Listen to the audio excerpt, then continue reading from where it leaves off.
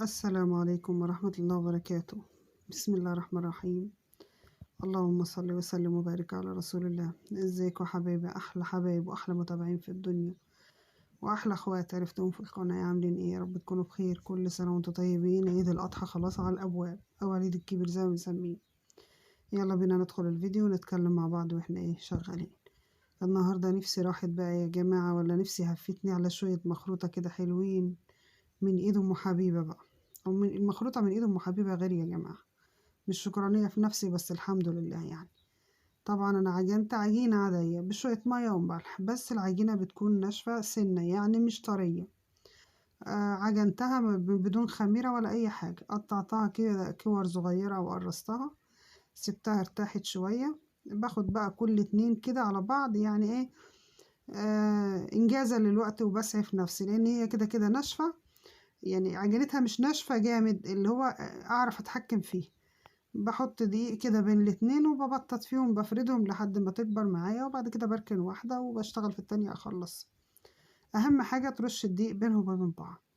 في ناس يا جماعة انا بحب افردها بالنشابة، في ناس بتفردها بالمكنة، يعني تعملها نص بطة كده زي كده وتقطعها وتكملها بالمكنة، مكنة المخروطة. بس انا بصراحة بحب ان انا افردها بالنشابة كده وبالايه وبالسريع او بالعجلة دي. بحس ان كده اسرع، بينجز في الوقت. انما بقى تفردي وبعدين ترجعي تحطي في المكنة وبعدين ترجعي تقطعي، بحسها بتاخد وقت. انما كده لا، يعني بكل سهولة اهي، انا متعودة اعملها كده. فبحب افردها كده بالنشابة اهي بمنتهى، وبتبقى رقيقة وجميلة. اهم حاجة العجينة تظبطيها، تبقى لا ناشفة جامد ولا طرية جامد. كده كده انت بترشيلها دي، وبروح لفها كده على النشابة بقى، واروح شادة منها السحبة منها النشابة كده. صعبت معلمين دي بصراحة. قطعها حتت كده خلاص. انا كده هخرطها على طول، يعني احطها في المكنة تنزلها لي ايه، مكنة المخروطة. احنا عندنا اسمها مخروطة، في ناس بتسميها مكنة الشعرية، بس احنا بنسميها مكنة المخروطة او القدوسية. في ناس بتقول على القدوسية ديت على المخروطة ديت قدوسية. احنا بالنسبة لنا والله ما بنقول عليها غير مخروطة، واحنا بنحب المخروطة ابا عن جد بصراحة. اهي شايفين العجينة جميلة وحلوة يعني بتتقطع معايا بكل سهولة. المكنة ساعات بتحس ان التروس بتاعتها ماسكة، بتفك المسمار اللي في الجنب ده وتشيل الغطا اللي في الجنب ده.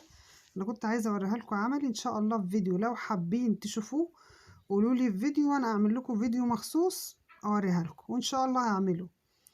بفك المسمار كده لما بتكون معكساني وبتزيق كده، واحط له نقطتين زيت، بتبقى شغالة وجميلة ومنتهى السهولة. خلصت واحدة كده وقطعتها وركنتها، وهشتغل ايه في التانية.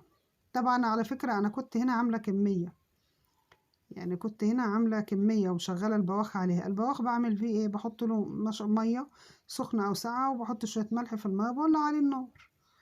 بحط بقى شوية مثلا كام شوكة او معلقة في قعر المصفى بتاعة البواخ، او حلة البخار احنا بنقول عليها برضو البواخ، او حلة البخار. علشان هقول لكم ليه دلوقتي، لما نيجي عندها هعرفكم ليه احنا بنحط ايه الكام معلقة ولا الكام شوكة دول في قعر مصفة البواخ او بكرة او حلة البخار.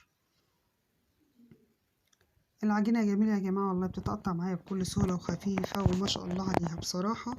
كانوا شوية مخروطة الله على جمالهم. طبعا هنا شايفين بقى المخروطة معايا مفرفرة ازاي، مش طرية ولا ناشفة، يعني مش طرية بتلزق ولا ناشفة تتقطع.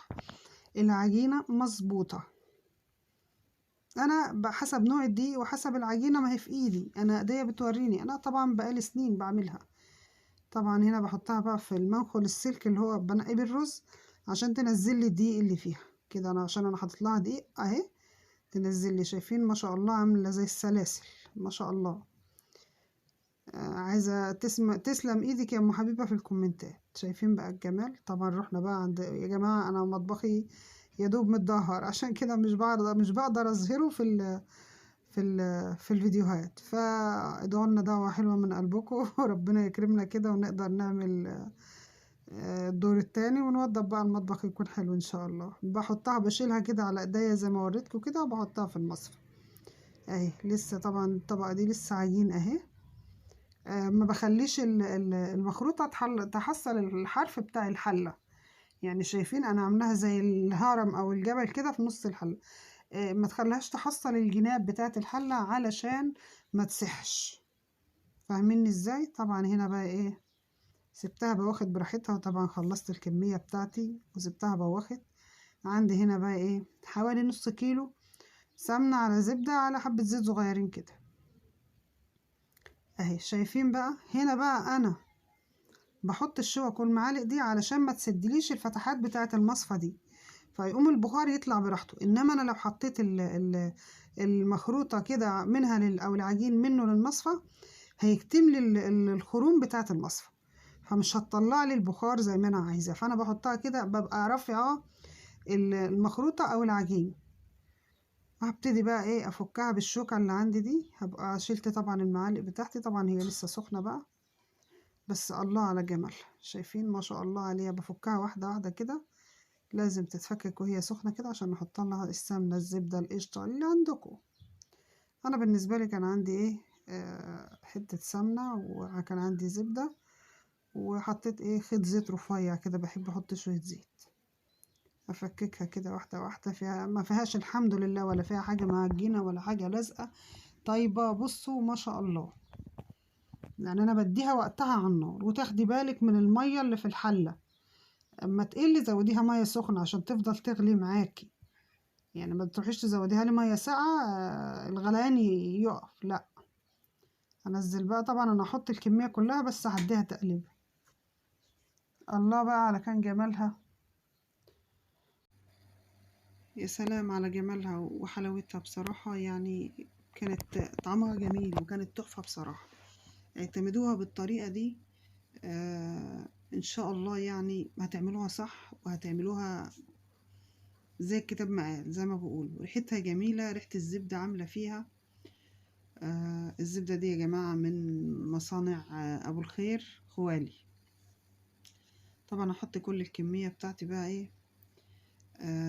اديتها تقليبة مظبوطة، ولا حاجة معجنة ولا حاجة لازقة ولا أي حاجة، ما شاء الله عليه. هكملها تقليبة كده. طبعا أنا هنزلها بقى إيه، هحطها في البواخ تاني، عشان هولع عليها تاني بقى، عشان السمنة إيه تشربها كلها كده، تشرب السمنة والزبدة كلها. أدوق بقى حتة وهقول لكم على الطعم دلوقتي. الله، فطير يا جماعة بأمانة ربنا. أنا كده كنت بقول فطير يا جماعة. بأمانة ربنا طعمها ما شاء الله عليه، وجميلة وتحفة. يعني حاجة بسم الله ما شاء الله عليه. طبعا هنقلها كده في الحلة بقى.